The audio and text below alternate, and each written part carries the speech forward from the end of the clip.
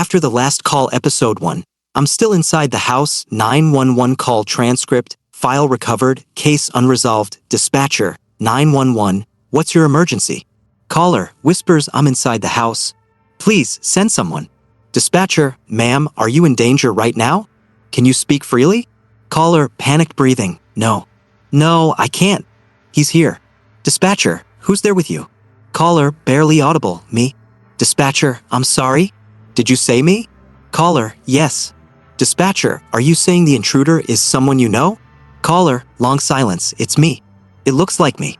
Narration begins. They found the call buried deep in a corrupted file cluster, a fragment left inside the dispatch server after an unexplained system crash at exactly 3:13 a.m.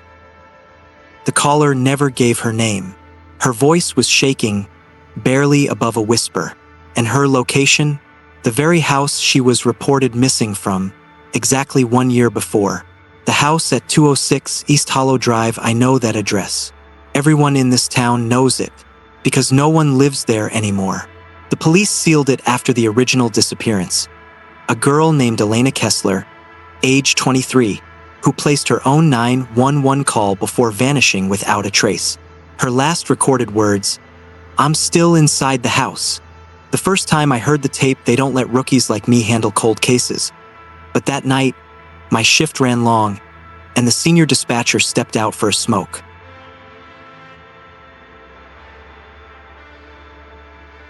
That's when I found it, the corrupted file labeled last_call_206 against every protocol. I hit play, and that's how I became the first person in over a year to hear Elena Kessler's voice whispering from inside the house she disappeared from. The voice that shouldn't exist. The call was 7 minutes long. Most of it was silence, except for breathing, slow footsteps, and a sound that took me hours to place. A fingernail dragging down a mirror. But at exactly 3:13 a.m. in the recording, the whisper came back, "I'm still inside the house." The timestamp matched the moment our dispatch system crashed. A system-wide failure no one could explain. Day 1, the knock. I went home that morning, but sleep never came. I kept hearing that voice in my head, the way she said "me," like she was choking on her own reflection. At exactly 3:13 a.m. that night, someone knocked on my door. 3 slow knocks. When I opened it, no one was there. But taped to the outside of my door was a Polaroid, a photo of me, standing inside the house at 206 East Hollow Drive, taken from the outside window. I've never been there. The house remembers. They say houses forget after a while. That whatever sadness or fear soaks into the walls eventually fades. That's a lie. Houses remember everything, especially the calls for help that never got answered. Day 2, the second call the next night. My phone rang at exactly 3:13 a.m. Not my cell, the landline, the one I never use. When I answered, there was no voice, just the sound of my own breathing played back half a second late, like someone was standing right behind me, breathing along with me. The missing mirror. I checked my bathroom after that call. The mirror was missing, not broken, not removed, just gone, like the wall had never had a mirror in the first place. But the wall still held a faint handprint, my handprint, except the fingers were too long. What the house wants. The house at 206 isn't haunted. It's hungry. It feeds on confessions, the things people only admit to themselves when they're alone. The first time Elena called 911, she didn't just report a break-in. She confessed what she saw in the mirror. It wasn't her reflection. It was her future, the version of herself that never escaped the house. The version that became the house. Day 3. Inside the house, I couldn't stop myself. I drove to 206 East Hollow Drive just after midnight. The police tape was gone, the door unlocked, like the house had been expecting me. Inside, every mirror had been covered with sheets, except one. In the hallway, a tall mirror stood uncovered, and reflected inside it was me. But my reflection wasn't moving with me. It was whispering. What it said, "I'm still inside the house." And then it smiled, not at me, at something standing behind me. The final call at 3:13 a.m. The house called 911 again. But this time, the voice that answered was mine. And I whispered the same words Elena said. It's me. I'm still inside the house. Because now I am. If you're reading this, the house knows your name. The whispering tapes aren't just stories. They're transmissions, echoes of every emergency call the house ever made, looking for its next resident. By reading this, you've answered the call. And tonight, at 3:13 a.m., your phone will ring too. The 7-day rule now that you have exactly 7 days to pass this story on. If you keep it secret, the house will call you directly. If you share it, the house knocks on someone else's door. But either way, at exactly 3:13 a.m., you'll hear the whisper, I'm still inside the house. And when you turn around, the house will be inside you too. Episode 2. There's someone under my bed. 911 call transcript. Case file 427B. Child caller dispatcher. 911. What's your emergency? Caller. Whispers. There's someone under my bed. Dispatcher. Are you alone in the house? Sweetie? Caller. Silent pause. I don't know. Dispatcher. Are your parents home? Caller. Voice shaking. They were, but now they're not. Dispatcher. Where did they go? Caller. Barely audible. Under the bed too. Narration begins. This wasn't the first time dispatch received a "there's someone under my bed" call, but this was the first one that called itself back. What do I mean? The exact same call, word for word, had been received 12 years earlier from the same house, same bedroom, same bed. The voice was younger, trembling, but unmistakably the same child. The house at 413 Maplewood Lane 12 years ago. Casey Myers, age 9, called 911 from that address. She reported someone under her bed. When police arrived, the room was empty except for the phone lying on the floor, still connected. Casey was never found. The call that repeats itself 12 years later, the call came again. Same voice, same words, but Casey would be 21 now. And when officers arrived this time, the bed was missing. The entire frame, mattress, sheets gone, like no bed had ever been there. Just an empty space on the floor and a single fingernail scratch dragging from wall to wall underneath. Day 1, the mirror call that night. I played back the call in dispatch, just like I did with the first whispering tape. But as soon as I hit play, my personal phone lit up too. Unknown caller. I answered. The voice on the other end whispered, there's someone under your bed. My bed. What's underneath? People think the scariest thing under the bed is a monster. They're wrong. The scariest thing under the bed is you, every version of you that ever hid under there crying, afraid, wishing someone would save you. Those versions don't disappear. They sink. They pile up under every bed you ever sleep in. And if you ignore them long enough, they crawl back out. Day 2, the bed that followed me, I slept on the couch. Didn't matter. At 3:13 a.m., my couch creaked, as if something heavy had just crawled underneath it. When I checked, the floor was bare, but there were fingernail scratches dragging across the wood. Same shape, same size as the ones under Casey's bed. The bed is a portal. Beds aren't just furniture. They're thresholds, places where you surrender control, where you dream, where your body goes still but your fears stay awake. The whisper figured out how to use them, how to turn every bed into a confession booth, where all your childhood fears wait underneath, whispering your secrets back to you. Day 3, the video under my bed at exactly 3:13 a.m. My phone saved a new video. The file name was after_the_last_P2. I never recorded it. The video was shot from the floor underneath my bed, pointing straight up at me sleeping. At the 3-minute mark, something crawled into frame. Not a monster, not a ghost. It was me, aged 9, eyes wide, whispering into the camera. There's someone under my bed. Then the video ended. What the bed wants. Beds don't want to scare you. They want to keep you, to fold you into the mattress, to press your bones into the wood, until you become just another story whispered into the dark. That's what happened to Casey.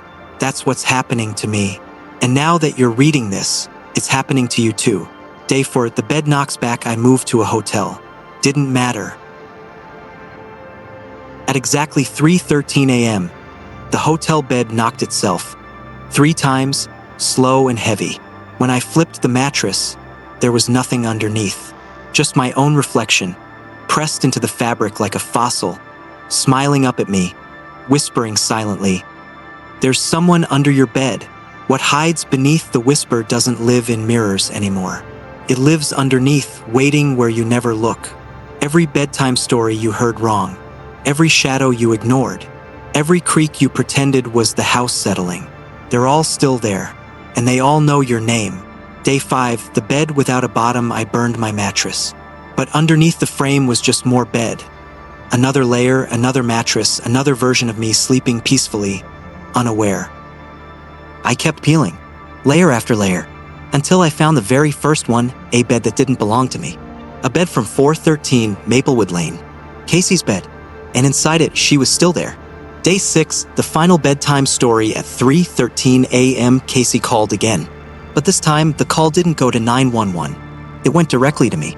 Her voice was older, cracked from years of whispering through wood. She said, "There's someone under my bed and it's you.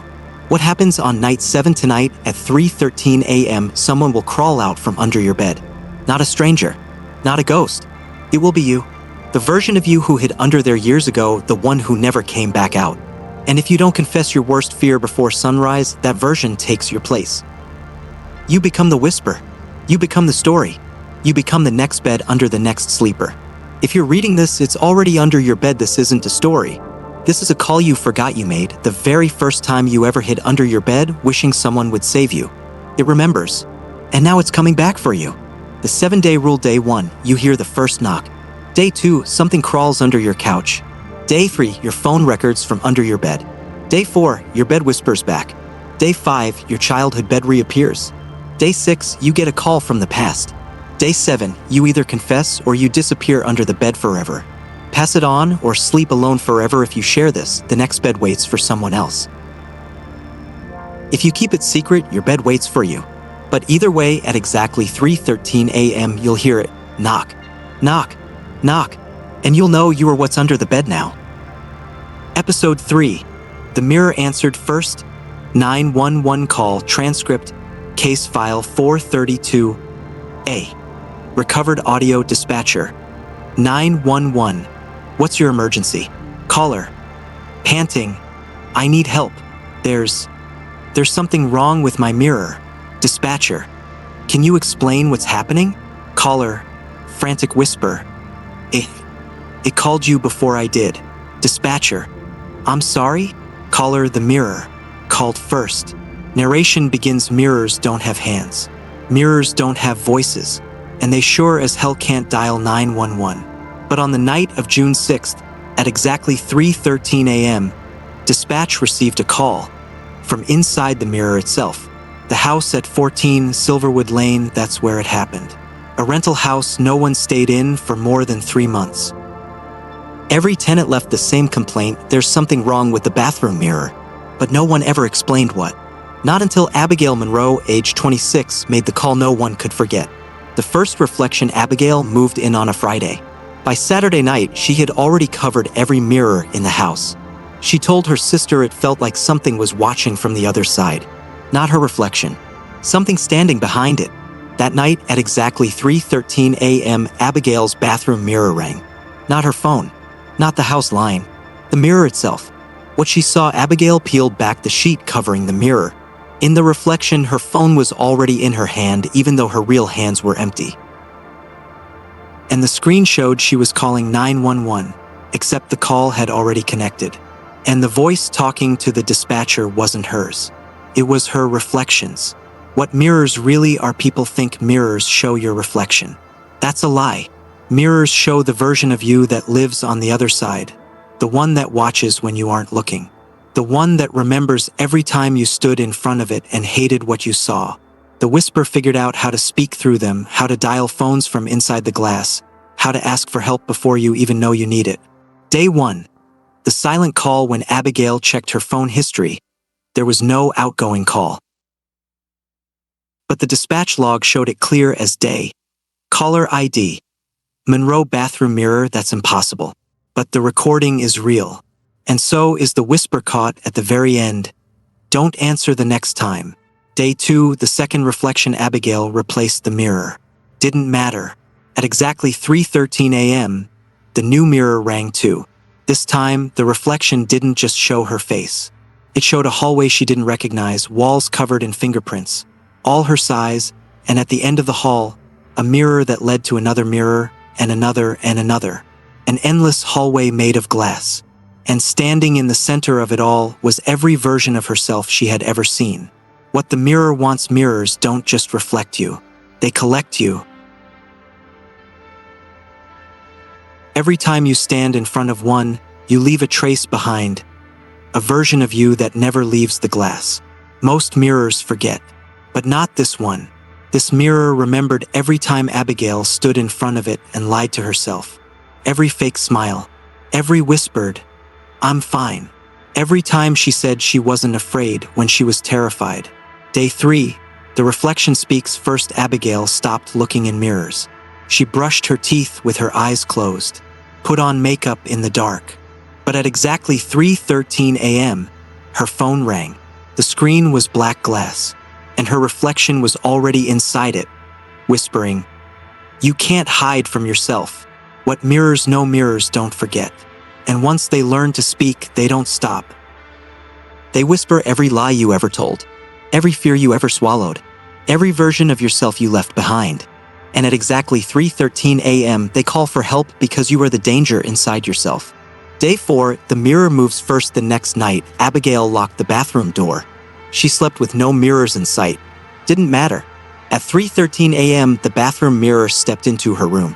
It stood at the foot of her bed, leaning against nothing, and in its reflection she could see herself still asleep, but smiling. The final reflection, Abigail's last recorded words on the 911 call were, "It's not a reflection anymore. It's me." And then the line went dead. When police arrived, the house was empty, except for a single mirror lying flat on the floor, face down, covered in fingerprints. What happens on day 7 tonight at 3:13 a.m.? Your mirror will ring. Not your phone, your mirror. If you answer, you'll see every version of yourself you left behind. If you ignore it, the mirror steps out and takes your place. Either way, by sunrise, you'll be on the wrong side of the glass. If you're reading this, your mirror already knows this isn't a story. This is your first call.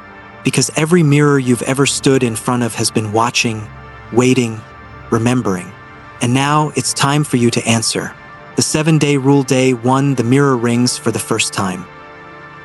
Day 2, the reflection starts moving first. Day 3, your phone screen shows what the mirror sees. Day 4, your reflection calls 911 before you do. Day 5, your mirror steps into your room. Day 6, your reflection speaks the truth you fear most. Day 7, you either confess or your reflection takes your place. Pass it on or be the next call. If you share this story, the mirror knocks on someone else's glass. If you keep it secret, it knocks on yours. But either way, at exactly 3:13 a.m., you'll hear your own voice whisper, "The mirror answered first," and you'll know it's already too late. Episode 4. I called 911, but they said I already did. 911 call log, case file 440C, anomaly reported. Dispatcher, 911, what's your emergency? Caller, confused, I think someone's in my house. Dispatcher, okay, stay calm. What's your address? Caller, pauses, wait, didn't I just tell you? Dispatcher, no, this is your first time calling. Caller, shaking, no, it's not. You already answered me, but I was half asleep. Dispatcher, I assure you, ma'am, this is the first call we've received from your number tonight. Caller, then who was I just talking to? Narration begins. Her name was Megan Carter, age 28, lived alone. At 3:13 a.m., Megan woke to the sound of her own voice whispering into her phone. Her hand was already holding it. The call timer read 0:37. She didn't remember dialing, but when she pulled the phone away from her ear, 911 was already on the line. The first call that never happened. According to dispatch records, Megan's first call came at exactly 2:43 a.m., 30 minutes before she woke up. That call lasted exactly 7 minutes. Megan insists she was asleep the whole time, but the recording says otherwise. It's her voice, her breathing, her fear. The only thing Megan doesn't remember is what she said. What the recording revealed. Megan requested immediate police assistance. She claimed someone was standing in her living room completely still, facing the wall. When asked to describe the intruder, Megan said, "She looks exactly like me."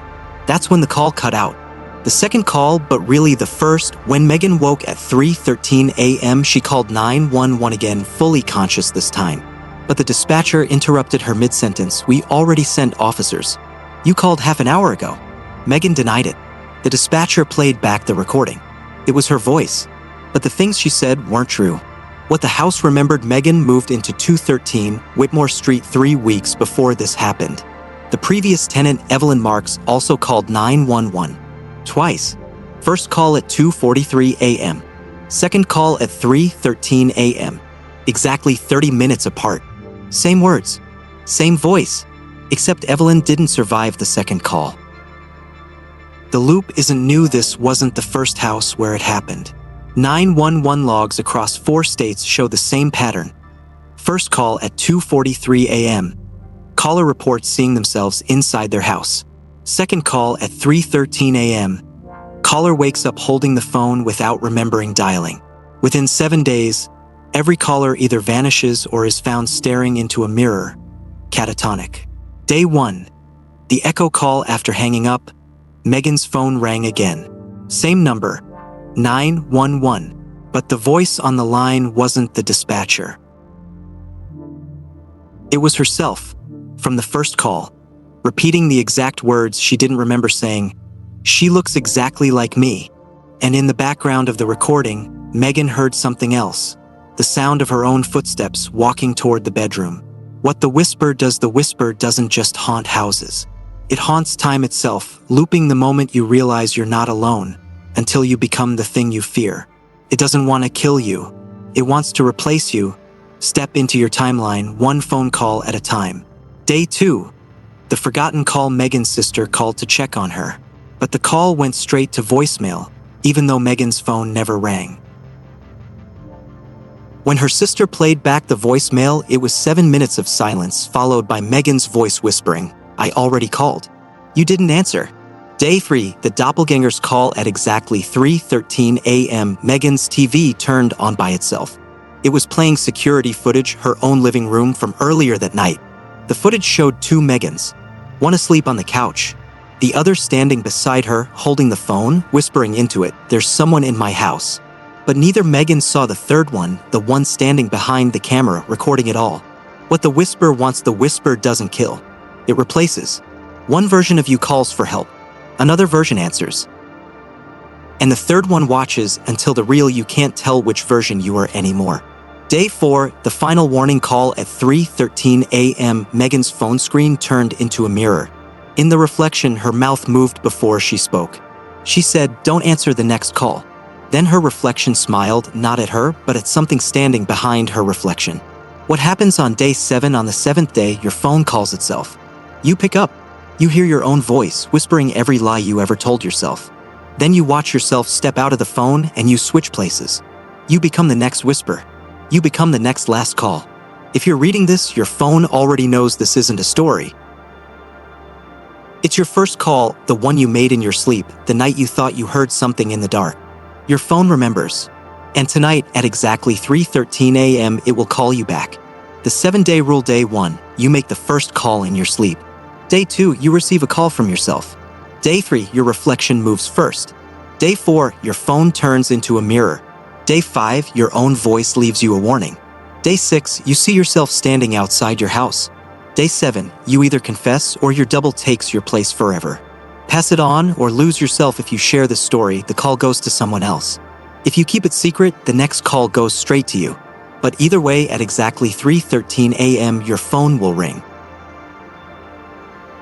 And when you answer, you'll whisper back, "I already called."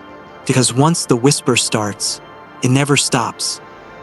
Episode 5, the operator started crying. 911 call log, internal case file 911, OP 313, caller, shaking, "Hello, this is 911, dispatcher. Sir, are you reporting an emergency?"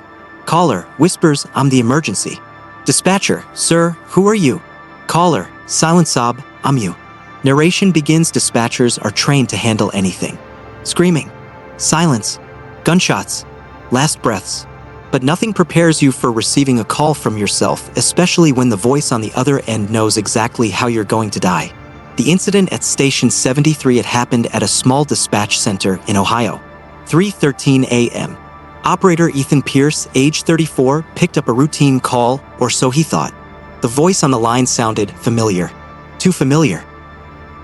Because it was his own voice, older, cracked, crying softly. And it said, "I have exactly 7 minutes. Please listen carefully." The first warning, the voice explained in painful detail how Ethan would die, alone in the dispatch room. Phone still in his hand, blood on his teeth from biting down too hard. And written on the wall in his own handwriting, "Do not answer the last call." The future Ethan begged him, "When the phone rings at 3:13 a.m. tomorrow, don't pick up." Then the line went dead. What 911 knows but never says, every dispatcher has heard the stories. The phantom calls. The lines that crackle with voices already declared dead. The addresses that don't exist until they do. They call them ghost loops. But this was different. This was a time, not a moment, so saturated with fear. It folded backward, letting the future scream into the past. Day 1, the second call. Ethan didn't sleep that night. At exactly 3:13 a.m., the phone rang again. But the caller ID said, "Internal, Station 73." The call came from inside the dispatch room. Ethan was alone. What he heard, it was himself again. But different. This Ethan wasn't crying. He was laughing. Soft, broken, teeth clicking against the receiver. And he whispered, "You didn't listen, did you?" The dispatch room remembers phones, remember the hands that hold them. Walls remember the screams that bounce off them. The whisper figured out how to make the room itself a recorder, a container for every fear ever confessed over a phone line. And now, the dispatch room didn't just answer calls, it made them. Day 2, the call that never ended. Ethan checked the call log. The first call, the one from himself, it was still active. The timer read, 23 hours, 14 minutes. The call never hung up.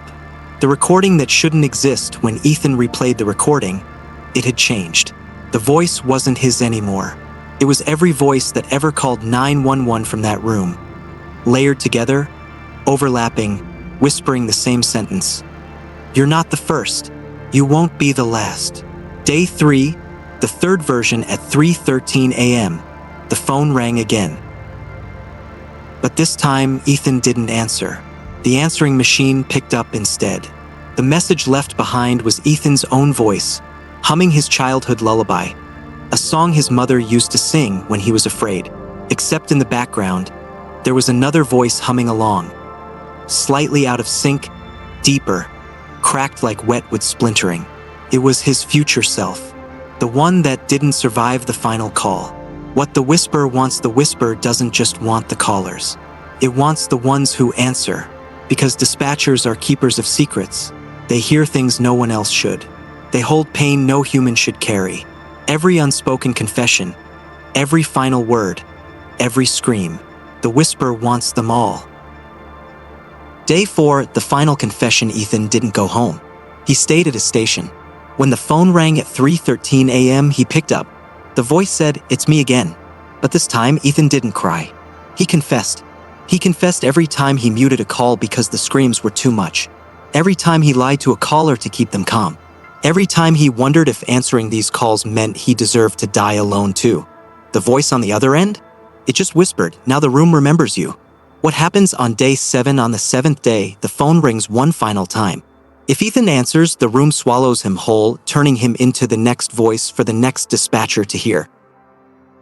If he ignores it, his reflection answers instead, and the reflection takes his place. There's no way out. Once you hear yourself calling, you're already part of the room. If you're reading this, your phone already knows this isn't a story. This is a call you've been waiting to receive, the one your future self made when you thought you were alone. Your phone remembers. Your walls remember. And tonight, at exactly 3:13 a.m., they will call you back. The 7-day rule. Day 1, you receive the first call from yourself. Day 2, the call never hangs up. Day 3, your reflection leaves you a message. Day 4, you confess into the phone. Day 5, the room remembers your voice. Day 6, you see your future self standing by the phone. Day 7, you either answer or your reflection does. Pass it on or answer alone. If you share this, the next call skips you. If you keep it secret, the call comes directly to you. But either way, at exactly 3:13 a.m., your phone will ring. And when you answer, you'll whisper back, "It's me," because once the whisper starts, it never stops. Episode 6. The Voice in the Static Knows My Name, 9/11 Audio Fragment. Case File 451. X. Signal Interference. Dispatcher. 911. What's your emergency? Caller. Static crackling. It knows me. Dispatcher. Sir, who knows you? Caller. Garbled voice. The static. Dispatcher. I can't hear you clearly. Can you repeat? Caller. Loud whisper. It's saying my name. Narration begins. Static isn't supposed to know your name. Static is random, meaningless, empty, unless it's not. Unless the static is just a voice stretched too thin, too old, too afraid to come through clearly. And when you finally hear your name in it, it's because the voice has been waiting for you. The first interference, it started at 3:13 a.m. during a routine emergency call. The caller, Daniel Reese, age 31, had dialed 911 after hearing footsteps inside his house. But halfway through the call, the line filled with thick, crackling static, loud enough to drown out both voices. And inside the static, someone started whispering Daniel's full name, first name, middle name, last name. The caller froze. The dispatcher froze, because no one had asked for his name yet. What static really is, most people think static is just noise, interference, airwaves rubbing against each other. But dispatchers know better. Static is what happens when a voice doesn't know which timeline it belongs to. It's the sound of someone trying to talk to you from the wrong end of the call, from the place where all unfinished conversations go to rot. Day 1. The name I forgot I had. After the call ended, Daniel's phone saved a voicemail automatically. When he played it back, it wasn't the dispatcher's voice. It was his own, whispering his full name, including a middle name he hadn't used since childhood. A name only his mother knew. A name no stranger could have guessed. The static doesn't come from now. Analysis showed the static wasn't caused by signal interference. It came from outside time, a looped recording bouncing back from a call Daniel hadn't made yet. A call scheduled for exactly 3:13 a.m., 7 days later, where Daniel would become the next voice in the static. Day 2. My name on every channel. The next night, Daniel turned on his radio for background noise. Every station, AM, FM, even emergency broadcasts, they all played the same thing: static. And underneath the crackling, his name repeated over and over, getting louder every time he tried to switch channels. When he unplugged the radio, the static kept playing. From inside the walls. What static wants? Static doesn't want to scare you. It wants to remember you. Every time you call for help, every time you whisper your fear into the phone, the static keeps a piece of your voice, a fragment of your name. And if you don't finish your story before you die, the static finishes it for you. Day 3. The mirror broadcast at exactly 3:13 a.m. Daniel's bathroom mirror fogged up by itself. On the glass, written backward like someone wrote from the inside, was his full name, followed by, "I hear you." Then his own reflection opened its mouth. Static poured out, and through the static, his name whispered back again. But this time, it was his voice from the future. The static is a door. Static isn't just sound. It's a door you open when you beg for help out loud. Every time you say your own name in fear, the door opens a little wider until the other side learns how to say your name too.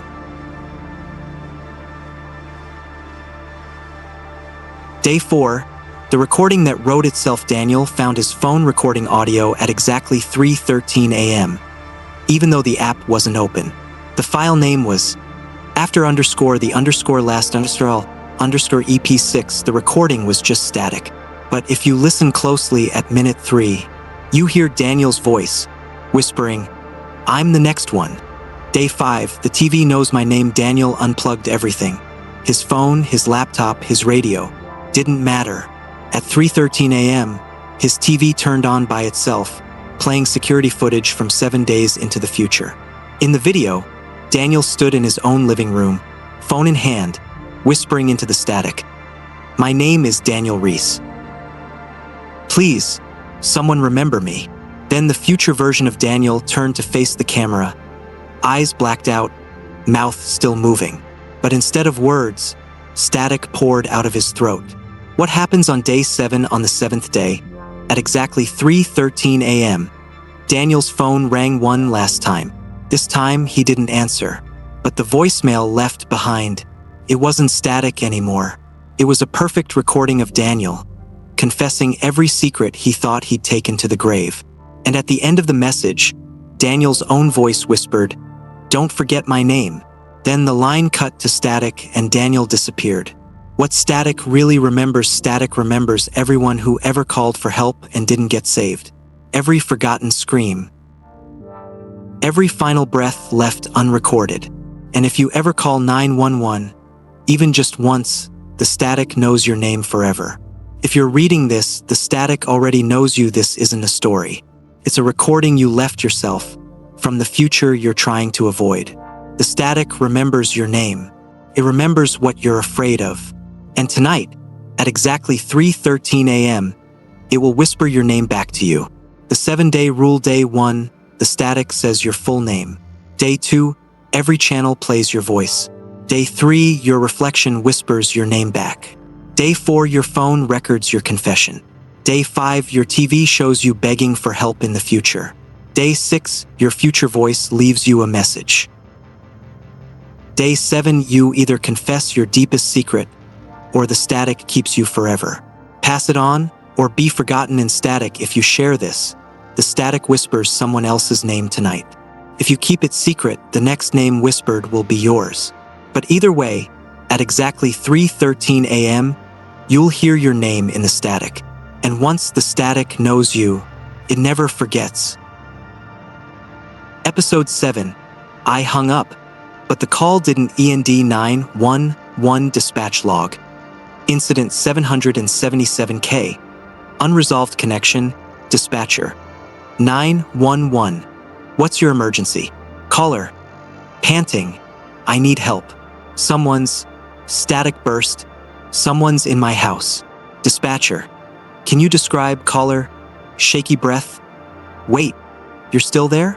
Dispatcher. Yes, sir. This is 911. Caller. No, not you. Pause. The last call. Still on the line.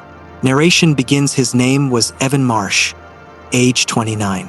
At exactly 3:13 a.m., Evan called 911 after hearing footsteps in his attic.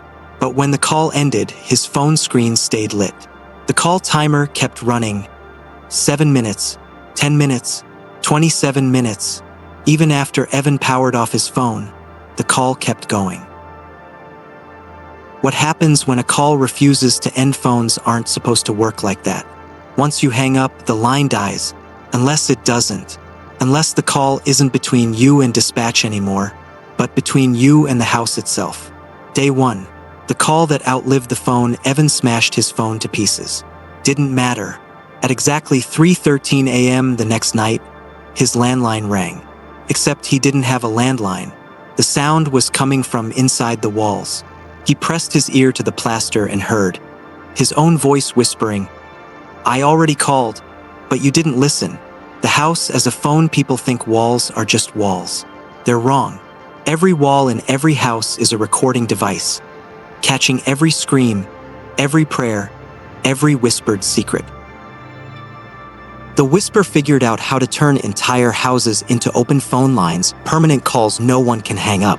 Every time you call for help, the house itself joins the call, and the house never hangs up. Day 2, the call moves to the mirror. Evan bought a new phone. First call it received, unknown number, connected, 3 hours, 13 minutes. When he answered, it wasn't dispatch. It was his own voice recorded from inside the attic, even though he'd never been up there. The voice said, "I'm calling from the mirror." Evan turned. His bathroom mirror was fogged up and written in the steam, backwards, "Don't hang up." The call wants to stay open. The whisper doesn't just want you to confess. It wants you to stay on the line forever, because as long as the call is open, you're connected directly to the other side. The side where every voice that ever called 911 still echoes, waiting for someone to pick up again. Day 3, the reflection dials. First, Evan covered every mirror. Didn't matter.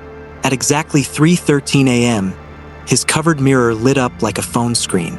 On the glass, the words, "Incoming call from you." When he pulled the sheet away, his reflection was already holding a phone to its ear, whispering into the glass, "Don't hang up this time." What the whisper wants, the whisper doesn't want to talk to you. It wants you to talk to yourself, to the version of you trapped inside the last call, the one who never got to say what mattered most. Because unfinished confessions don't die. They just switch sides, waiting for the next version of you to pick up where they left off. Day 4. The ceiling calls back. Evan slept in his living room that night. Didn't matter. At 3:13 a.m., his ceiling cracked open like a mouth, and from inside the wood, his own voice whispered, "I hung up first, but you'll hang last." When he ran outside, his house windows lit up like phone screens, each one displaying a missed call from his own number. Every house is a phone booth, every home where someone ever begged for help, every bedroom where someone ever whispered, "I'm scared," every hallway where someone ever dialed 911 with shaking hands. They're all still connected, still ringing, still waiting for someone to answer the call they hung up too soon. Day 5, the final call before the switch. Evan's phone rang at exactly 3:13 a.m. But when he answered, it wasn't dispatch.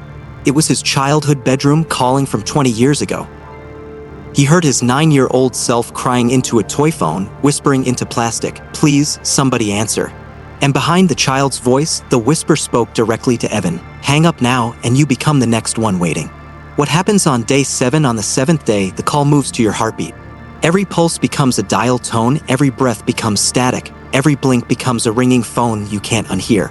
You either confess the truth you hid from yourself, or your voice becomes the next one in the walls, another echo waiting for the next caller to pick up. If you're reading this, the call already started. This isn't a story. This is your first missed call, the one you ignored years ago when you heard something in the dark and told yourself it was nothing. It wasn't nothing. It was you calling from the first time you were afraid. And tonight, at exactly 3:13 a.m., your phone will ring again. And when you answer, the first thing you'll hear is your own voice whisper, "I hung up, but the call didn't end." The 7-day rule. Day 1, your phone shows a call you didn't make. Day 2, the walls start whispering back. Day 3, your mirror holds a missed call from you. Day 4, your ceiling calls you by name. Day 5, your childhood bedroom calls from the past. Day 6, the house becomes a living phone. Day 7, you either confess or become the next voice trapped in the static. Pass it on, or stay on the line forever. If you share this, the call moves to someone else. If you keep it secret, the call becomes your heartbeat. But either way, at exactly 3:13 a.m., you'll hear your voice whisper back, "Don't hang up this time," because once the whisper starts, it never stops. Episode 8. They said I died last week. 911 dispatch log. Case file 499. M. Death confirmation. Dispatcher. 911. What's your emergency? Caller. Panicking. There's someone in my house. Dispatcher. What's your name, sir? Caller. Joshua Kern. Dispatcher. Pause. I'm sorry. Could you repeat that? Caller. Joshua Kern. Please, hurry. Dispatcher. Cold tone. Sir. According to our records, Joshua Kern died 7 days ago. Narration begins. Joshua Kern was alive when he called. Heart beating, lungs breathing, phone warm in his hand. But according to every official record, Joshua Kern had already been declared dead. Exactly 7 days earlier, at 3:13 a.m., his death certificate was signed. His body cremated. His family already grieving. So if Joshua was already dead, who was holding the phone? The first death call 7 days earlier, at exactly 3:13 a.m., 911 received a call from Joshua's number. But Joshua never made that call. He was asleep. The voice on the line, It was his, but older, weak, trembling, almost hollow. And the words it spoke were, "This is Joshua Kern. I'm reporting my own death." Then the line cut out. What the whisper knows, most people think death is a moment. One breath in, none out. But death is really a conversation between the life you lived and the ghost you leave behind. And if you leave something unfinished, the conversation keeps going until someone answers. Day 1, the death certificate. After the call, Joshua woke to a knock at his door. Outside was a coroner holding his own death certificate, already signed, dated, and stamped. Joshua laughed it off. Prank, probably. But the signature at the bottom? It was his own. Day 2, the obituary that wrote itself. Joshua's sister called in tears. She just read his obituary, published in the local paper that morning. The details were disturbingly accurate. Time of death, 3:13 a.m. Cause, cardiac arrest triggered by extreme fear. Last words, "But I'm not dead yet." Joshua never said those words. Not yet. What the whisper wants, the whisper doesn't want to kill you. It wants to bury you alive inside your own death story, to make your death so complete, so undeniable that you start to believe it too. Because the moment you believe you're already dead, the whisper wins. Day 3, the funeral invitation. At exactly 3:13 a.m., Joshua's phone vibrated. One new email, subject, "Your funeral invitation." Open immediately. Inside was a link to a live stream, already counting down. The event title? The Funeral of Joshua Kern, Guest of Honor. Joshua Kern. In the attached guest list, his own name appeared, both as the deceased and the only invited mourner. The living ghost effect. When the world believes you're dead, you start to see your own ghost everywhere, in reflections, in photos, even in the way people look through you, like you're already half gone. Joshua's shadow got lighter. His reflection stopped blinking with him. Even his voice sounded like it was coming from the wrong side of a coffin lid. Day 4, the first condolence call. At 3:13 a.m., Joshua's phone rang again. Unknown number. He answered. The voice on the line whispered, "My deepest condolences." Joshua asked who it was. The voice replied, "It's me, from the other side." It was his own voice, but twisted into something already decomposing. What happens when you die before you die, when the world buries you before your heart stops beating? You become a ghost of yourself, trapped in a space between the last breath you took and the one you were supposed to take. That space belongs to the whisper. And if you stay there too long, you forget which side of the dirt you belong on. Day 5, the empty grave. Joshua drove to the cemetery. Plot 13, row 3, his own grave. The dirt was freshly turned. The headstone already carved. Joshua Kern, beloved son. Lost too soon. He knelt, touched the soil, and heard his own voice whispering up from the earth. "I'm not done living yet." The final death call that night. At exactly 3:13 a.m., Joshua called 911 again. But this time, his own voice answered from inside the dispatch system, as if he'd become part of the recordings themselves. Future Joshua whispered, "If you hang up this time, you'll finish dying." What happens on day 7? On the 7th day, the final call comes. Not to your phone, but to your heartbeat. Every beat becomes a dial tone. Every breath becomes a death certificate signature. And every time you blink, you see your own funeral invitation in the dark. You either confess why you called for help the first time, or the whisper finishes your obituary for you. If you're reading this, your death notice is already written. This isn't a story. This is the first page of your obituary. The one your own ghost started writing the night you first thought, "I could die here." The whisper heard you. And tonight, at exactly 3:13 a.m., it will knock on your door, holding your own death certificate, signed in your own hand. The 7-day rule. Day 1, you receive your own death certificate. Day 2, your obituary appears, written by you. Day 3, your funeral invitation arrives. Day 4, your own voice calls to mourn you. Day 5, your grave whispers your name. Day 6, your reflection disappears from mirrors. Day 7, you either confess why you're afraid to die, or you become the ghost who writes the next obituary. Pass it on, or attend your own funeral. If you share this, the whisper skips you this time. If you keep it secret, the whisper sends your invitation next. But either way, at exactly 3:13 a.m., you'll hear your own voice whisper back, "They said I died last week. and you'll know the coffin lid is already closing. Episode 9.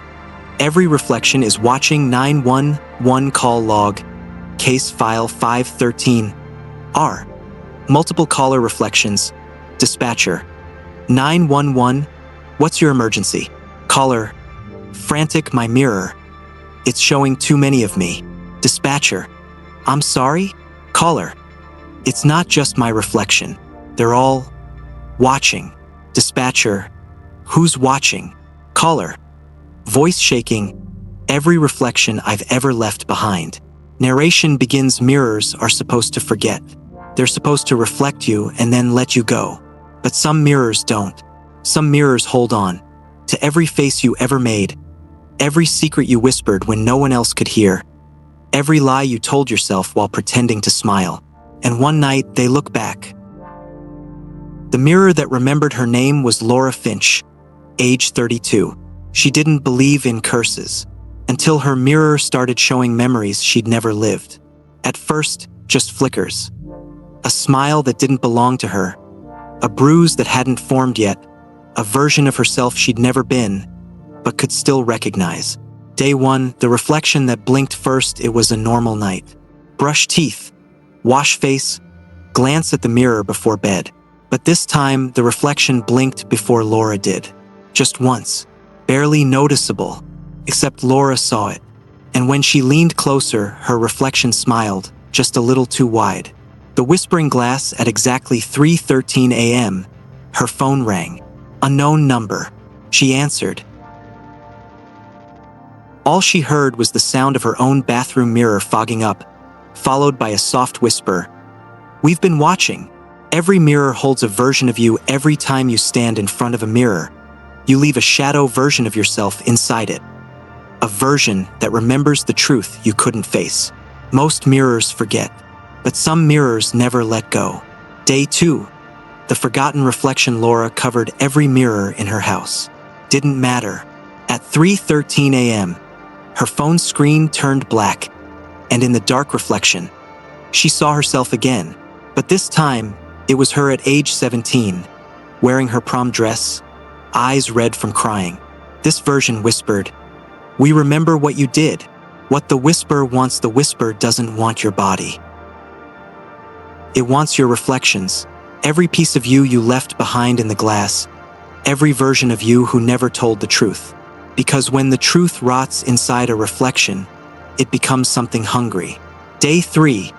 The reflection network. Laura's security cameras glitched at 3:13 a.m. When the footage replayed, it showed every mirror she had ever owned. All in one room, all facing each other, reflections multiplying endlessly. In every reflection stood a different version of Laura, each one watching silently, each one holding a phone to their ear, whispering into the glass. It's your turn now. Every lie you told yourself still lives somewhere. The mirror doesn't forget the night you said, asterisk, I'm fine, when you weren't. It doesn't forget the smile you faked or the tears you wiped before anyone saw. It remembers it all. And now every reflection wants to be the real you. Day 4. The reflection steps out. Laura woke to find her bedroom mirror lying face down on the floor. When she flipped it over, her reflection was already standing outside the glass, face pressed to the inside of her window, smiling. Behind that reflection stood dozens more. Every mirror Laura had ever seen herself in. Every Laura who had ever lied to herself. What happens when reflections rebel? When too many versions of you exist, the glass can't hold them all. One version steps out. The rest stay inside the walls, watching, waiting until you're the reflection, and they're the real you. Day 5. The final reflection call at 3:13 a.m. Laura's phone rang. It showed her own number. When she answered, she saw herself on the screen, mouth pressed to the camera, whispering, "You lied one too many times." Then the screen turned to mirror, and in the reflection, her mouth kept moving, even though Laura herself wasn't speaking anymore. What happens on day 7? On the 7th day, every reflection you ever left behind steps out together. They take your place. They live your life. And the real you become the reflection they glance at, and ignore. If you're reading this, your mirrors already know this isn't a story. This is a confession you left behind in the glass. From every time you stood alone and whispered, asterisk, I'm okay, when you weren't. Your reflections remember. And tonight, at exactly 3:13 a.m., they will knock from the inside of the glass, whispering in your own voice, it's our turn now. The 7-day rule. Day 1, your reflection moves first. Day 2, your phone becomes a mirror. Day 3, all your mirrors gather in one room. Day 4, a reflection steps out. Day 5, your reflection calls you directly. Day 6, you see yourself outside your window. Day 7, you either confess your deepest lie or your reflections become you. Pass it on or face the glass alone. If you share this, the reflections focus on someone else tonight. If you keep it secret, every mirror you pass will watch you closer.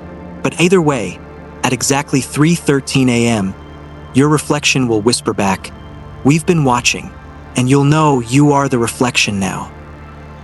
Episode 10.